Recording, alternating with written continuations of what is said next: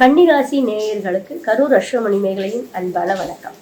கன்னிராசி நேயர்களுக்கு மார்கழி மாத பலன் எந்த மாதிரி இருக்கும் அப்படின்னு கேட்டிங்கன்னா, கன்னிராசி உழைப்பதற்கு அஞ்சாத ஒரு உழைப்பாளிகள் அப்படின்னா, மற்றவனுக்கு என்ன வேணும்னாலும் அவனுடைய கருமாவை தீர்த்து வச்சுட்டு தன்னுடைய கருமாவை வெளியில் சொல்லாமல் உள்ள வச்சே தன்னுடைய மற்றவர்களுக்காக சிரித்து வாழக்கூடிய அர்ப்பணிப்பு கொண்ட கன்னிராசி நேயர்கள்.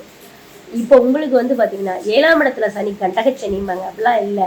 7ஆம் இடத்து சனி உலக அனுபவங்களை உணர்ந்து கொள்ளக்கூடிய அமைப்பை கொடுக்கும். 6ல் இருக்கிற ராகு தனஸ்தானத்தை இண்டிகேட் பண்ணுறதுனால எதிர்பாராத பணவரவுகள்லாம் வரும். விசகடி சம்மந்தமான ஊழல் சம்மந்தமான விஷயங்கள்லாம் வரும். நீர்நிலைகள்லாம் ஜாக்கிரதையாக இருங்க. அது மட்டுமல்ல, உங்கள் ராசிக்கு 11ஆம் இடத்துல இருக்கிற குரு 10ஆம் இடத்துக்கு போகிறாரு. தொழிலில் ஒரு சின்ன இடமாற்றங்கள் வருவதற்கான வாய்ப்பு உண்டு.